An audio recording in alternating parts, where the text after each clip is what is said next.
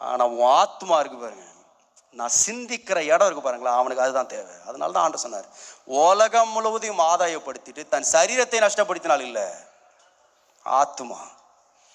நான் சொல்கிறேன், இன்றைக்கு நம்முடைய எண்ணங்கள் மாறணும். நான் விசுவாசிக்கிறேன். இன்றைக்கு நிறைய பேர் நம்ம நினைக்கிறோம், என் சரீரத்தில் நான் ரொம்ப பரிசுத்தமாக இருக்கிறேன், சரீரத்தில் ரொம்ப பரிசுத்தமாக இருக்கிறேன். Any sin has a physical effect, but while you think it's just a physical thing, it actually destroys your soul. Yes, பாவம் வந்து சரீரத்தில் ஒரு கேடை கொண்டு வருதுங்க. எல்லா பாவம் சரீரத்தில் ஒரு கேடை கொண்டு வருது. ஆனால் அது அல்ல முக்கியம். எது முக்கியம்னா அது என் சிந்தனையை கெடுக்கிறது, என்னுடைய ஆத்துமாவை கெடுக்கிறது. நல்லா கவனிங்க. Be very careful about being unfaithful to your partner in your imaginations. இன்றைக்கு திருமணமான நிறைய பேர் இங்கே இருக்கிறீங்க. நீங்கள் நிறைய பேர் எதில் ரொம்ப கவனமாக இருக்குன்னா, என் மனைவிக்கு என்னுடைய கணவனுக்கு நான் உண்மையாக இருக்கிறேன். அது எதில் நம்ம உண்மையாக இருக்கிறோன்னு சொன்னால், நம்முடைய சரீரத்தில் உண்மையாக இருக்கலாம்.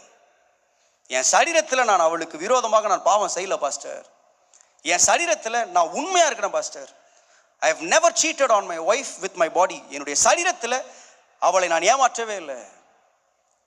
இதை எல்லாரும் செய்கிறாங்க. இதுக்கு நீ கிறிஸ்தவனாக இருக்க வேண்டிய அவசியமே கிடையாது. You don't need to be a Christian to be faithful to your wife with your body. உங்கள் சரீரத்தில் நீங்கள் உண்மையாக இருப்பது ஒரு கிறிஸ்தவனாக இருக்க வேண்டிய அவசியமே கிடையாது. அது உலகத்தினுடைய தரத்திலே அது இருக்கு. நம்மை விட ரொம்ப தரம் உயர்ந்தவங்களாம் இந்த உலகத்தில் நிறைய பேர். ஆனால் இது அல்ல கிறிஸ்தவனுடைய தரம். It is not the standard of God. ஆண்டவருடைய தரம் என்ன தெரியுமா? It is not about what you do with your body, it is about being unfaithful to your wife in your mind. நம்ம சிந்தனையில் உண்மையாக இருக்கிறோமா?